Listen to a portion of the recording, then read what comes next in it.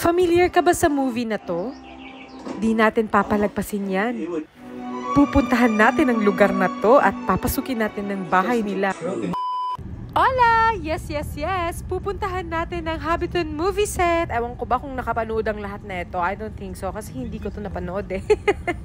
Anyway, this is our last gala here in New Zealand. Nakakasad, but that's life. 10 a.m. nga kami umalis ng bahay dahil 2 hours drive po papunta dito sa Hobbiton movie set. Dumaan nga muna kami dito sa reception nila dahil kukunin natin yung ating nabili na ticket. Dahil nga 12:30 na, dumaan muna kami dito sa cafe nila at bibili kami ng lunch. Napakaraming tao talaga dito sa Hobbiton dahil nga dinadayo sila ng mga turista.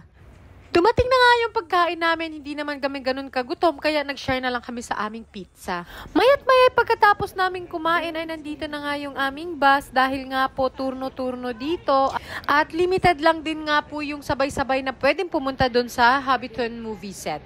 So iniiska na nga ni Kuya ang aming ticket at tara, papunta na tayo sa bus. Kailangan nga munang bumiyahin ng mga 10 minutes drive bago kami makarating sa movie set. Pagkadating nga namin dito ay nandito na rin yung aming tour guide. At pagpasok nga namin dito ay sobrang ganda talaga. Worth it naman yung binayaran namin. At syempre, hindi lang naman yan ang ipapakita ko sa inyo sa vlog na to, kaya tapusin nyo. Ito ngang Hobbiton set nila or tinatawag nilang Hobbiton Village ay nasa mata-mata siya ng New Zealand. So mga siguro 2.5 hours siya from Auckland CBD, but 2 hours lang yung drive namin. Kapag nga kayo may planong pumunta dito sa Hobbiton movie set, kailangan nyo talagang mag-book 1 week ahead of time. Sobrang bilis po na maubos yung tickets nila. Muntik na nga akong hindi makapag-book dahil nga fully book talaga. Buti na lang, hindi ko talaga tinigilan chinek yung kanilang online app at swerte na lang talaga din ako dahil meron pang available na for 5 people at 4 kaming pumunta dito. Kaya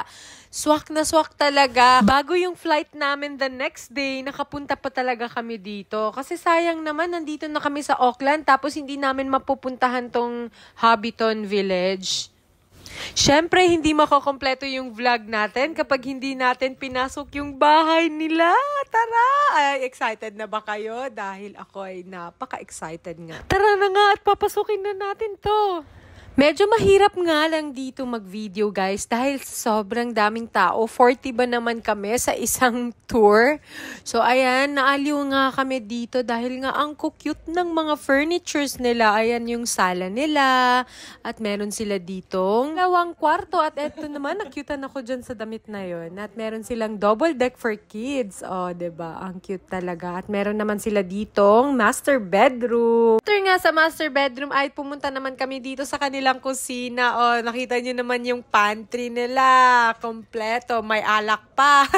Ang daming cheese. Oh, may longganisa pa. Ayan, maraming prutas. May isda pa. Oh, may pie. Oh, diba? Aliw na aliw ka talaga dito, guys. Hindi ka nga lang pwedeng magtagal kasi limited lang yung time na pwede kaming magstay dito dahil nga turno-turno. Marami pang susunod na grupo na papasok dito. Kaya mabilisan nga lang kami dito at ayan na nga, lumabas na kami. At ayan nga yung makikita mo paglabas mo sa likod nila. At dediretso na rin kami dun sa pub nila dahil may pa-drinks sila after. Mga nasa 2 hours nga yung Hobbiton Village tour namin, guys. So, nagstay kami dito ng mga 15 minutes. At ayan nga, kinuha na namin yung aming free drinks. Hindi nga kami nag-order ng snacks kasi busog pa naman kami from lunch. At hanggang dito na lang yung aking vlog, guys. Thank you for watching! Bye!